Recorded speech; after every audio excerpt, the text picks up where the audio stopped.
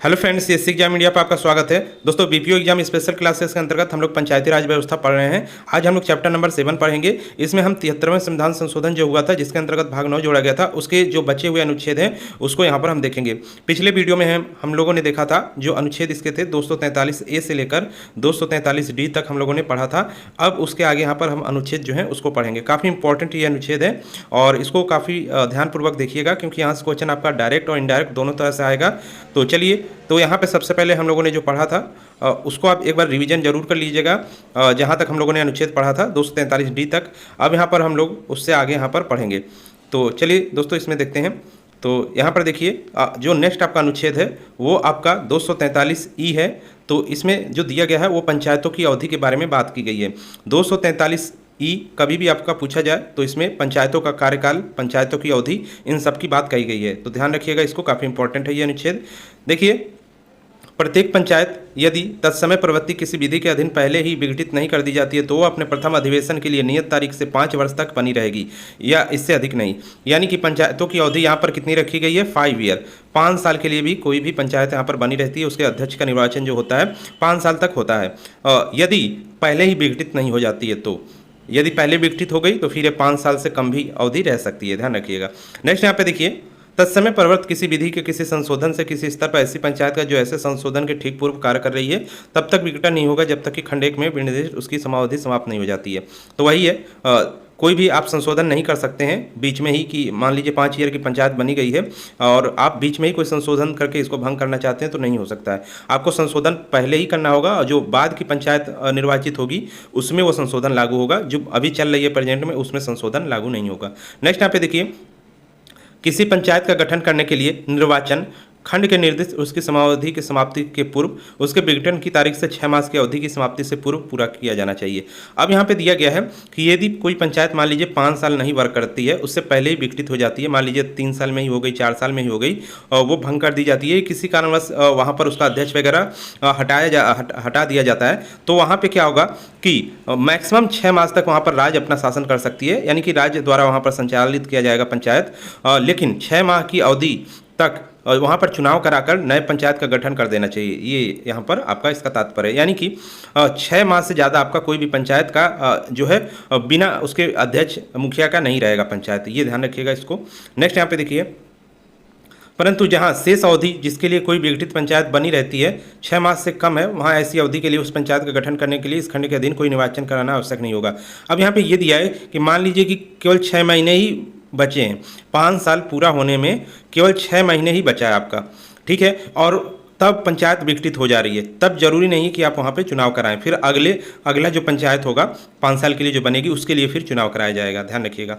Next यहाँ पे देखिए, किसी पंचायत की अवधि समाप्ति से पूर्व उस पंचायत के विघटन पर गठित की गई कोई पंचायत उस अवधि के लिए केवल शेष भाग के लिए बनी रहेगी जिसके लिए विघटित पंचायत खंड के अधीन बनी रहती है, यदि वह इस प्रकार विघटित नहीं की जाती है। इस लाइन का अर्थ यहाँ पे समझिए। इस लाइन का अर्थ है यहाँ पर कि कोई भी, जैसे 5 ईयर का आपका पंचायत होता है, लेकिन मान लीजिए कि 4 साल, 3 साल या 4 साल में वो विघटित हो जाती है, तो यहाँ पर क्या होगा कि जो नई पंचायत आपकी चुनाव कराकर बनाई जाती है 6 मंथ के अंदर, वो शेष अवधि के लिए ही बनी रहेगी। ऐसा नहीं कि फिर से चुनाव आपका हो रहा तो फिर से 5 साल के लिए बन जाए, ऐसा नहीं है। मान लीजिए कि 5 साल के लिए कोई पंचायत गठित कर दी गई है, चुनाव ना हो गया, वहाँ पर 5 साल वहाँ मुखिया चुन लिया गया है, तो वहाँ पर क्या होता है कि आपका देखिए, मान लीजिए 3 साल में ही वो विघटित हो गई और जो शेष 2 साल बचा है, तो जो नई पंचायत बनाई जाएगी, नया मुखिया बनाया जाएगा, वो 2 साल के लिए ही बनेगा, फिर से 5 साल के लिए वो नहीं बनेगा। ध्यान रखिएगा, इसको काफ़ी इंपॉर्टेंट है। नेक्स्ट यहाँ पे देखिए, जो अनुच्छेद आपका है 243F, 243 इसको च भी कह सकते हैं या 243F, दोनों ध्यान रखिएगा, हिंदी इंग्लिश। देखिए यहाँ पर कोई व्यक्ति, यहाँ पर जो दिया गया सदस्यता के लिए निरअर्हताएं, यहाँ पर निरअर्हताएं की बात की गई। ध्यान रखिएगा, अहर्ता की बात नहीं की गई है, तो इसको ध्यान रखिएगा 243F में। तो यहाँ पे देखिए, कोई व्यक्ति किसी पंचायत का सदस्य चुने जाने के लिए और सदस्य होने के लिए निरअर्हित होगा, यानी कि वो नहीं चुना जाएगा। किस कारण से? यदि वह संबंधित राज्य के विधानमंडल के निर्वाचन के प्रयोजनों के लिए तत्समय प्रवृत्त किसी विधि द्वारा या उसके अधीन किसी प्रकार निरअर्हित कर दिया जाता है। यदि वो क्या कि विधानमंडल द्वारा क्या है कि उसको वहाँ पर निरअर्हता कर दिया गया है, यानी कि वो चुनाव नहीं लड़ सकता है, तो वो पंचायत का सदस्य नहीं बन पाएगा। ध्यान रखिएगा। परंतु कोई व्यक्ति इस आधार पर निर्धारित नहीं होगा कि उसकी आयु 25 वर्ष से कम है, यदि उसने 21 वर्ष की आयु प्राप्त कर ली है। तो यहाँ पर क्या है कि 21 वर्ष यहाँ पर मिनिमम आपकी एज होनी ही चाहिए। नेक्स्ट यहाँ पे देखिए, यदि वह राज्य के विधानमंडल द्वारा बनाई गई किसी विधि द्वारा उसके अधीन इस प्रकार निर्धारित कर दिया जाता है, यानी कोई ऐसी विधि बनाई जाती है जिसमें कोई भी व्यक्ति जो किसी पद पे मान लीजिए है, तो उसके लिए विधि बना दी जाती है कि इस पद का व्यक्ति नहीं चुनाव लड़ेगा पंचायत का, तो फिर विधानमंडल द्वारा ऐसी विधि के तहत वो चुनाव नहीं लड़ेगा या उसका सदस्य नहीं रहेगा, यानी कि वो निरअर्हित है, उसकी अहर्ता यहाँ पर खत्म हो गई है। नेक्स्ट यहाँ पे देखिए, यदि यह प्रश्न उठता है कि किसी पंचायत के कोई सदस्य खंड में वर्णित किसी निर्हत्ता से ग्रस्त हो गया है या नहीं है, तो वह प्रश्न ऐसे अधिकारी को और रीति से जो राज्य का विधानमंडल विधि द्वारा बंद करे निश्चय के लिए निर्देशित किया जाएगा। तो इसमें वही है कि यहाँ पर कोई यदि निर्हरता है उसकी, तो वहाँ पर क्या होगा कि राज्य विधानमंडल विधि उसके लिए बना सकती है, लेकिन तब तक के लिए वो निर्धारित रहेगा। नेक्स्ट यहाँ पे देखिए, अनुच्छेद जो है वो आपका 243 छा है या इसको 243 जी भी कहते हैं। तो यहाँ पे देखिए इसके अंतर्गत क्या चीज़ें दी गई हैं। तो इसके अंतर्गत आपका पंचायतों की शक्तियाँ हैं, प्राधिकार है और उत्तरदायित्व हैं, यानी पंचायतों की शक्तियाँ दी गई हैं, उनके कुछ अधिकार दिए गए हैं, उनके कुछ उत्तरदायित्व इसके अंतर्गत आते हैं। तो तीनों आपका 243 जी के अंतर्गत है, इसको ध्यान रखिएगा, काफ़ी इंपॉर्टेंट है ये भी।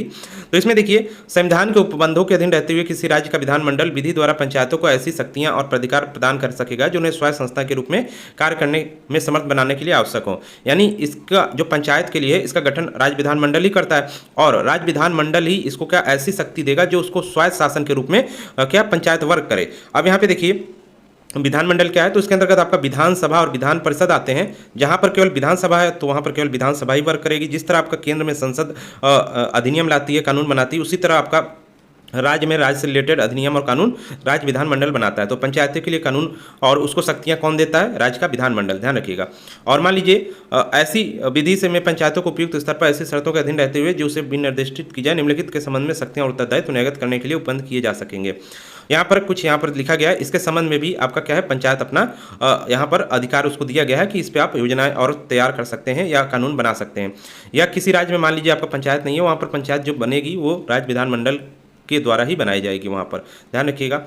नेक्स्ट यहाँ पे देखिए जो इसके अंतर्गत दिया गया है, जो आपका उत्तरदायित्व पंचायतों को दिया गया है विधानमंडल के थ्रू, उसमें आपका आर्थिक विकास और सामाजिक न्याय के लिए योजनाएं तैयार करना, आर्थिक विकास और सामाजिक न्याय की ऐसी स्कीमों को जो उन्हें सौंपी जाए जिनके अंतर्गत वो स्कीमें भी शामिल है जो 11वीं अनुसूची में सूचीबद्ध है के विषय के संबंध में कार्यान्वित करना। तो ये सब चीज़ें पंचायत करेगी। तो इस अनुच्छेद के अंतर्गत जो आपका क और ख दिया गया है, इसको जरूर ध्यान रखिएगा क्या क्या लिखा गया है इसमें। पहले में क्या है कि आर्थिक विकास और सामाजिक न्याय की बात कही गई है पंचायतों के लिए। दूसरा, आर्थिक विकास सामाजिक न्याय की ऐसे स्कीमों को भी वो क्या करेगा, उस पर उसका अधिकार या उत्तरदायित्व उसका रहेगा बनाने के लिए जो 11वीं अनुसूची से संबंध है, ध्यान रखिएगा। नेक्स्ट यहाँ पे देखिए जो नेक्स्ट अनुच्छेद आपका 243 ज है या 243 इसको एच भी कह सकते हैं, इसको देखते हैं। तो यहाँ पे देखिए यहाँ पर जो इसका है ये लाइन आप जरूर ध्यान रखिएगा क्योंकि ये एक लाइन है और इन्हीं एक लाइन से आपका डायरेक्ट क्वेश्चन आएगा। जैसे मान लीजिए 243 एच में क्या पूछा गया है, क्या आता है, तो पंचायतों द्वारा कर अधिरोपित करने की शक्तियाँ और उनकी निधियाँ, यानी इसमें कर अधिरोपित करने की एक तो शक्ति भी है और उसकी निधि भी है। निधि मतलब जिसमें वो अपना कर से जो पैसा आता है वो रख सके। तो ये दोनों बातें आपकी 243 एच में कही गई है, ध्यान रखिएगा। इसमें देखिए क्या कहा गया है, किसी राज्य का विधानमंडल विधि द्वारा, अब यहाँ पर कर अधोरोपित करने की शक्ति भी कौन देता है? राज्य का विधानमंडल ही देता है। किसको? पंचायतों को। पंचायतों को कर अधरोपित कहाँ कहाँ वो लगा सकती हैं पंचायतें, किस क्षेत्रों में लगा सकती है, किन स्थानों पर लगा सकती है, ये कर देने की शक्ति विधानमंडल उसको दे देती है कि पंचायतें अपना यहाँ पर कर लगाएं और उससे जो पैसा इकट्ठा हो उसकी निधि में चला जाए, पंचायत की निधि में। तो यहाँ पे देखिए राज्य का विधानमंडल विधि द्वारा ऐसे कर, शुल्क, पथकर और फीस उद्गृहित, संग्रहित और विनियोजित करने के लिए किसी पंचायत को ऐसी प्रक्रिया के अनुसार ऐसे निबंधनों के अधीन रहते हुए प्राधिकृत कर सकेगा, यानी कि शक्ति दे सकेगा। इसका सीधे सीधे अर्थ ये है कि राज्य का विधानमंडल इन सब चीज़ों के लिए क्या है, आपको पंचायत को शक्ति दे देता है। अब तो यहाँ पर आपका पंचायत बनाया जा चुका है जहाँ जिन राज्यों में, तो उनको ये सब शक्तियाँ मिली हुई हैं पंचायतों को, इन सब शुल्क को। अब जहाँ पर नया बनाया जाएगा पंचायत, क्योंकि ये संविधान में बातें लिखी गई हैं, तो संविधान संशोधन जब हुआ था तब ये लिखी गई थी, तो इसमें लिखा है कि प्राधिकृत कर सकेगा, यानी कि उनको शक्ति दे सकेगा। तो दे सकेगा इसलिए लिखा गया है क्योंकि अब इसके बाद ही आपकी सब स्टेटों में पंचायत बनाई गई हैं संविधान के थ्रू, तो इसका आंसर यहाँ पर लिखा गया है। नेक्स्ट यहाँ पे देखिए, राज्य सरकार उद्ग्रहित और संग्रहित ऐसे कर, शुल्क, पथकर और फीसें किसी पंचायत को ऐसे प्रयोजनों के लिए तथा किसी शर्तों के निर्बंधन के अधीन रहते हुए समुनिष्ट कर सकेगा, यानी ये सब चीज़ें आपका क्या करेगा, पंचायतों को दे देगा शक्तियाँ कर लगाने की। नेक्स्ट यहाँ पे देखिए, राज्य की संचित निधि से में से पंचायतों के लिए ऐसे सहायता अनुदान देने के लिए उपबंध कर सकेगा। यहाँ पर क्या है, राज्य का विधानमंडल राज्य की संचित निधि में से भी पंचायतों के लिए क्या है, सहायता अनुदान दे सकेगा या देगा, ऐसा इसमें लिखा गया है आपके संविधान में।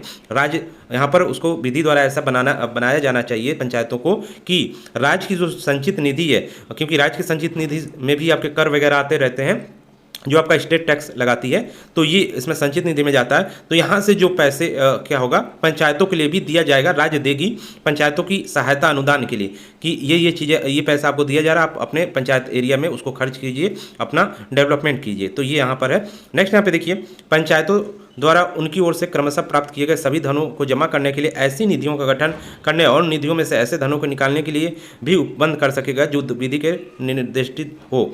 यानी कि राज्य का विधानमंडल पंचायतों को एक कहेगा कि आप ऐसी निधि भी बना लीजिए, या खुद वहाँ पर आपका उपबंध कर सकेगा एक निधि का, जिसमें पंचायतें अपना धन वहाँ पर जमा कर सके और उससे निकाल सके और उसका उपयोग कर सके।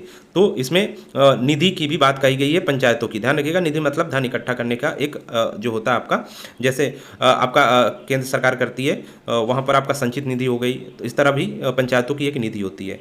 नेक्स्ट यहाँ पे देखिए, नेक्स्ट यहाँ पर अनुच्छेद आपका आता है 243 आई या 243 झ भी इसको कह सकते हैं। इसमें देखिए क्या क्या दिया गया है, वित्तीय स्थिति के पुनर्विलोकन के लिए वित्त आयोग का गठन। काफ़ी इंपॉर्टेंट ये अनुच्छेद है आपका, यहाँ से क्वेश्चन आपका जरूर आएगा।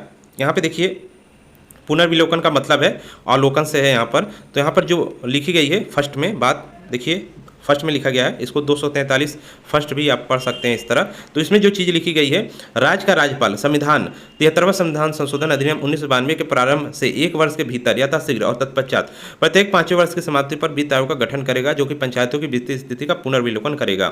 तो यहाँ पर जो बात कही गई है, यहाँ पर देखिए पंचायतों के लिए एक वित्त आयोग के गठन की बात कही गई है। तो कभी भी आपका क्वेश्चन आता है कि किस अनुच्छेद के अंतर्गत पंचायतों के लिए वित्त आयोग का गठन किया जाता है या वित्त आयोग गठन होता है, तो आपका अनुच्छेद 243(1), यदि 243 आई आप तो आपका तो रहेगा ही, 243 यहाँ पर आई और फिर 1 इस तरह आपका रहेगा। ध्यान रखिएगा, इसको यहाँ पर आई कर लीजिए और 1 कर लीजिए, या केवल 243 आई ही आपका दे देगा इस तरह। इसके अंतर्गत आपका क्या है, पंचायतों के लिए वित्त आयोग का गठन है। अब यहाँ पर गठन कौन करेगा, राज्य का राज्यपाल, और कब, प्रत्येक 5वें वर्ष पर, यानी कि पंचायत जब आपका समाप्त होती है उसके बाद हर 5वें वर्ष पर एक वित्त आयोग का गठन करेगा, जो पंचायतों की वित्तीय स्थिति का पुनर्विलोकन करेगा। यानी कि पंचायतों ने कहाँ से कर लिया और उसका कहाँ पर खर्चा किया, कहाँ पर किया, कहाँ पर डेवलपमेंट का काम किया, क्या किया, सब इसका अवलोकन कौन करेगा, वित्त आयोग करेगा। नेक्स्ट यहाँ पे देखिए, और जो राज्य द्वारा करों, शुल्कों, पदकरों और फीसों के लिए ऐसे शुद्ध आगमों के राज्य और पंचायतों के बीच जो इस भाग के अधीन उनमें विभाजित किया जाए, वितरण को और सभी स्तरों पर पंचायतों के बीच ऐसे आगमों के तत्संबंधित भाग के आवंटन को। यानी कि इसमें यह भी है कि जो वित्त आयोग करेगा, जैसे राज्य जो धन देती है पंचायतों को अपनी निधि से, वो उसका भी वो अवलोकन करेगा कि कितना धन आपको पंचायतों को देना चाहिए। ये सब काम कौन करेगा, वित्त आयोग करेगा। नेक्स्ट यहाँ पे देखिए, ऐसे करों, शुल्कों, पदकरों और फीसों के अवधारण को जो पंचायत को सम्मिलित की जा सकेंगी, उनके द्वारा विनियोजित की जा सकेंगी। ऐसे कर जो पंचायत लगाती है, शुल्क, पदकर वगैरह, इनके जो है करों को भी क्या करेगा पंचायत, किस तरह अपने पास रख रही है, क्या खर्चा कर रही है, ये सब जो अवलोकन कौन करेगा, आपका वित्त आयोग करेगा। नेक्स्ट यहाँ पे देखिए, राज्य की संचित निधि में से पंचायतों के लिए सहायता अनुदान को शासित करने वाले सिद्धांतों के बारे में, ये भी जो आप हमने ऊपर अभी आपको बताया कि राज्य जो भी आपका सहायता अनुदान देती है पंचायतों को अपनी निधि से, उसका भी अवलोकन कौन करेगा, जो पंचायतों के लिए वित्त आयोग बनाया गया है। नेक्स्ट यहाँ पे देखिए, पंचायतों की वित्तीय स्थिति को सुधारने के लिए आवश्यक अनुपाध्यायों के बारे में। अब पंचायतों के लिए मान लीजिए कि कोई पंचायत के पास पैसों की कमी हो रही, क्या कारण रह रहे हैं, जिसके वहाँ पर कर आने के बाद भी, कर वगैरह लेने, टैक्स लेने के बाद भी वो पंचायत अपने वित्तीय स्थिति को नहीं सुधार पा रही है। तो ऐसी स्थिति उसको सुधारने के लिए उपाय भी कौन सजेस्ट करेगा, आपका वो वित्त आयोग करेगा पंचायत का, जो कौन, राज्यपाल जिसको गठन करता है। यहाँ पर जो लिखा गया है आपका, राज्य का राज्यपाल गठन करेगा वित्त आयोग को, तो वही करेगा क्या, पंचायतों के लिए जो वित्त आयोग गठन होता है। नेक्स्ट यहाँ पे देखिए, पंचायतों के साधारण वित्त के हित में राज्यपाल द्वारा वित्त आयोग को निर्देशित किए गए किसी अन्य विषय के बारे में राज्यपाल को सिफारिश करेगा। यहाँ पर यह है कि जो पंचायतों की स्थिति सुधार के लिए वित्त के अंतर्गत, यानी कि पैसों के मामले में पंचायतों की स्थिति सुधर जाए, ऐसा कौन सा कार्य किया जाए, इसके विषय में भी कौन, वित्त आयोग किसको बताएगा, राज्यपाल को बताएगा। नेक्स्ट यहाँ पे देखिए, राज्य का विधानमंडल, अब ये सेकेंड नंबर आपका आ गया, अभी आपने फर्स्ट पढ़ा 243, यहाँ पे देखिए 243 आई का आपने फर्स्ट पढ़ा, अब यहाँ पर आपका सेकंड आता है। इसमें जो चीज़ लिखी गई है देखिए, राज्य का विधानमंडल विधि द्वारा आयोग की संरचना का उनकी अर्हताओं का आयोग के सदस्यों के रूप में नियुक्ति के लिए अपेक्षित होंगी और उसी रीति का उसके चयन किया जा सकेगा, उपबंध कर सकेगा। यानी कि राज्य का विधानमंडल ही आयोग की संरचना तय करेगा, उनकी अर्हता क्या अर्हता होनी चाहिए जो आयोग के सदस्यों के रूप में नियुक्ति के लिए अपेक्षित हो। अब यहाँ पर देखिए अर्हता की जो बात की गई है वो यहाँ पर की गई है, इसको ध्यान रखिएगा, काफ़ी इंपॉर्टेंट है ये 243, इसको ध्यान रखिएगा 243 आई के अंतर्गत सेकेंड नंबर आपका जो है ये इसमें अर्हता की बात की गई है। नेक्स्ट यहाँ पे देखिए, और उस रीति का उसके चयन किया जाएगा जो उपबंध कर सकेगा, यानी कि राज्य विधानमंडल ही इसके लिए आयोग की संरचना हो गया, उसकी अर्हता, उसके सदस्यों की अर्हता हो गया, और उसकी रीति किस रीति से कैसे उसका चुनाव हो, ये सब कार्य कौन करता है? विधानमंडल इस पे कानून बनाता है। ध्यान रखिएगा, क्योंकि अब कानून तो बन चुका आपका, क्योंकि ये संविधान संशोधन हो चुका, अब संविधान लागू भी है आपका यहाँ पर, तो ये आपका जो सभी काम करता है वो विधानमंडल करता है। ध्यान रखिएगा, और सीधे सीधे यहाँ पे ध्यान रखिएगा अर्हता से रिलेटेड जो अनुच्छेद है वो आपका 243 आई है या 243 आई का 2 नंबर है। ध्यान रखिएगा। नेक्स्ट यहाँ पे देखिए, आयोग अपनी प्रक्रिया अवधारित करेगा और उसे अपने कृत्यों के पालन में ऐसी शक्तियाँ होंगी जो राज्य का विधानमंडल विधि द्वारा उसे प्रदान करे। तो ये सब चीज़ें यहाँ पर और है, ऐसे प्रक्रिया या कृत्यों का पालन में ऐसी शक्तियाँ होंगी, कुल मिलाकर यहाँ पर शक्तियाँ देने की भी बात की गई है। राज्यपाल इस अनुच्छेद के अधीन आयोग द्वारा की गई प्रत्येक सिफारिश को उस पर की गई कार्यवाही के समष्टि ज्ञापन सहित राज्य के विधानमंडल के समक्ष रखेगा। अब यहाँ पर देखिए, वित्त आयोग ने जो भी चीज़ें दी हैं राज्यपाल को, जैसे आपका उसको कहाँ पर जो है, यदि किसी आपका किसी जैसे आपका यहाँ पर जो दिया गया है, जैसे पंचायत का आपका मान लीजिए किसी स्थिति सही नहीं हो पा रही है, तो या उसको कहाँ पर कर लगाना चाहिए, क्या चीज़ें उसके लिए करना चाहिए, या अपने जो वित्त आयोग जो गठन किया गया उसके अंतर्गत जो धन का संचय हो रहा है वो कहाँ पर खर्चा करे और किस तरह उपयोग करे, इसमें कोई भी चीज़ देखता है वित्त आयोग, और जो पंचायत के लिए बनाया गया है वो किसको बताएगा? राज्यपाल को बताएगा। अब राज्यपाल क्या करेगा? जो भी चीज़ें बताई गई है वो सब चीज़ें विधानमंडल के समक्ष रखेगा कि ये सब चीज़ें हैं, इसमें कुछ संशोधन हो सकता है तो कर दीजिए, जिससे पंचायतों को और आसानी हो जाए अपने वित्त के लिए, अपने वित्त व्यवस्था करने के लिए, और उनको सुदृढ़ व्यवस्था हो सके या उचित व्यवस्था हो सके, तो विधानमंडल के समक्ष रखेगा। विधानमंडल मतलब जो राज्य की संसद होती है, ध्यान रखिएगा इसको।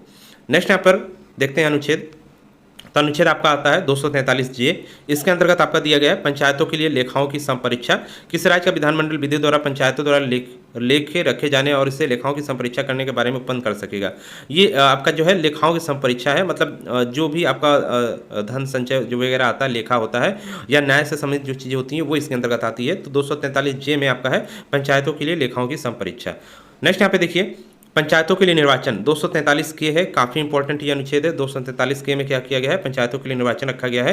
पंचायतों के लिए कराए जाने वाले सभी निर्वाचनों के लिए निर्वाचन नामावली तैयार करना और उन सभी निर्वाचन संचालन का अधीक्षण, निर्देशन, नियंत्रण एक राज्य के निर्वाचन आयोग में निहित होगा, जिससे एक राज्य निर्वाचन आयुक्त होगा जो राज्यपाल द्वारा नियुक्त किया जाएगा। अब यहाँ पर पंचायतों के लिए निर्वाचन कौन कराएगा?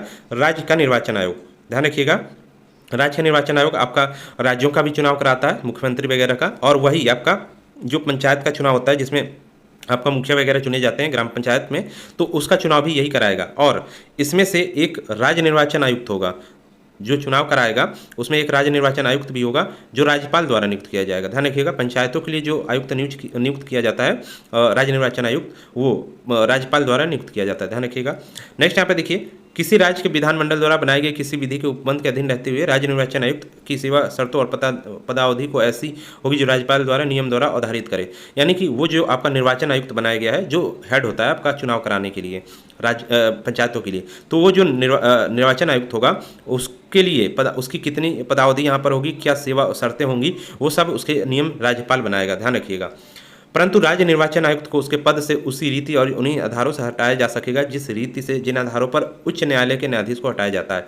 यानी कि वो जो राज्य का निर्वाचन आयुक्त बनाया गया है उसको यदि पद से हटाना हो तो वो प्रक्रिया वैसे ही अपनाई जाएगी जिस तरह आपका उच्च न्यायालय का एक न्यायाधीश होता है। देखिए, उच्च न्यायालय नहीं, हाईकोर्ट की बात की जा रही है। इसमें तो मुख्य न्यायाधीश होता है, एक ही मुख्य न्यायाधीश होता है, और बहुत सारे यहाँ पर आपके क्या होते हैं, न्यायाधीश होते हैं।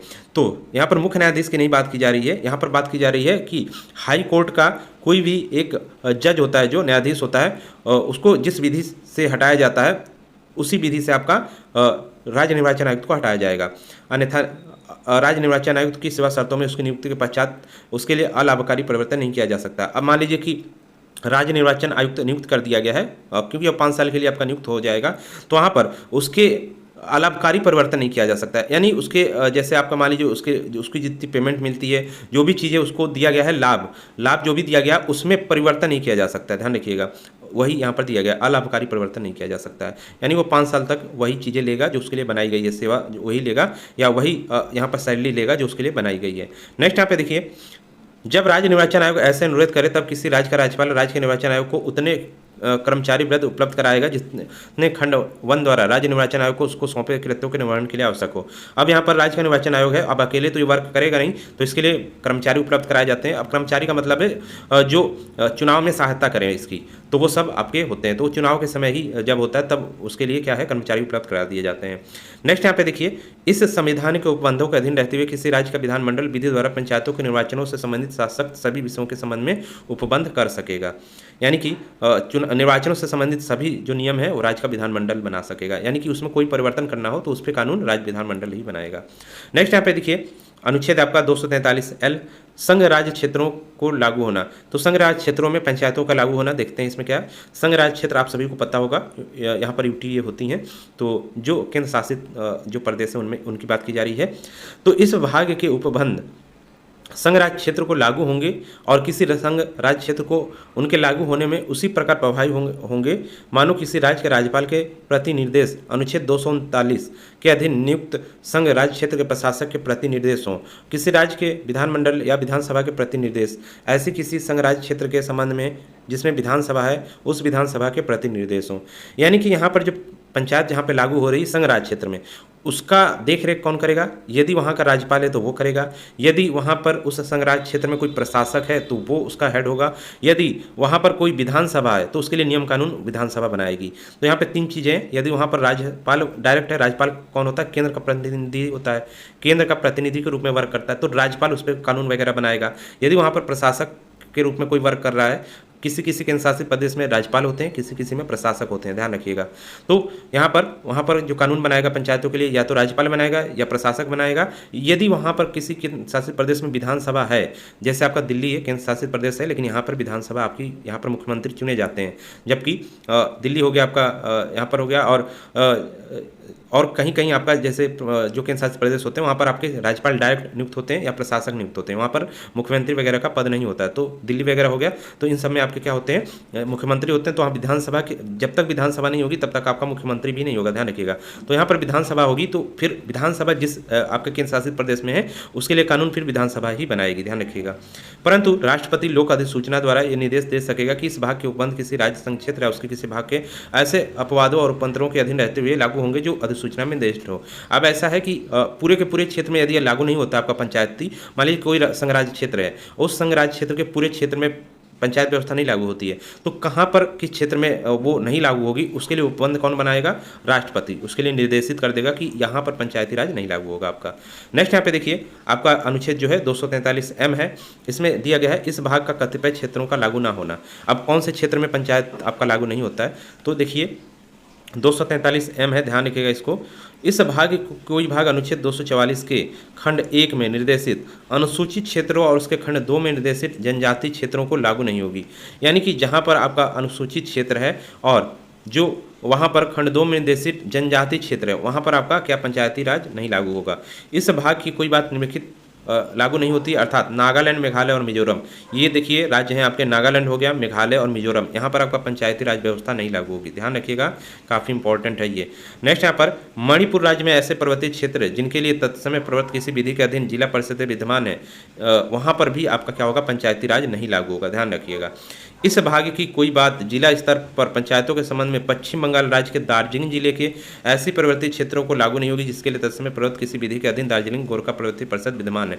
यानी कि ये दार्जिलिंग जिले में भी पश्चिम बंगाल के वहाँ पर भी पंचायती राज आपका नहीं लागू होगा।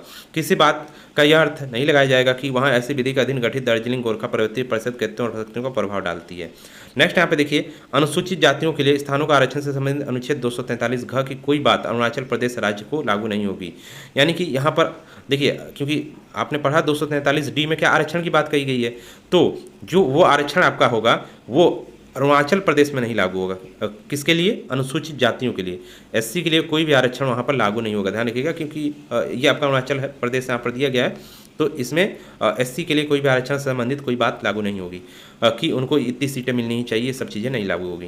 नेक्स्ट यहाँ पे देखिए, इस संविधान के किसी बात के होते हुए भी खंड 2 खंड का में निर्देशित किसी राज्य का विधानमंडल विधि द्वारा इस भाग का विस्तार खंड 1 में निर्देशित सिवाय यदि कोई हो उस राज्य पर उस दशा में कर सकेगा जब उस राज्य की विधानसभा इस आशय के एक संकल्प द्वारा उस सदन की कुल सदस्य संख्या के बहुमत द्वारा उस सदन की सिफारिश उपस्थित और मत देने वाले सदस्यों के कम से कम 2/3 बहुमत द्वारा पारित कर देती है। तो यहाँ पे देखिए, यहाँ पे दिया गया है कि राज्य विधानमंडल उस राज्य का, मतलब जिस राज्य में पंचायती राज व्यवस्था लागू करना हो, वहाँ पे ये दिया गया है कि वहाँ पर उपबंध कर सकेगा कि क्षेत्र में लागू हो कि नहीं, तो उसके लिए राज्य विधानमंडल ही वहाँ पर उपबंध कर सकेगा। नेक्स्ट, संसद विधि द्वारा इस भाग के उपबंधों का विस्तार खंड 1 में निर्देशित अनुसूचित क्षेत्र और जनजाति क्षेत्रों पर ऐसे बातों और उपबंधों के अधीन रहते हुए भी कर सकेगी जो ऐसी विधि में निर्देशित किया जाए, और ऐसी किसी विधि के अनुच्छेद 368 के प्रयोजनों के लिए संविधान संशोधन नहीं समझा जाएगा।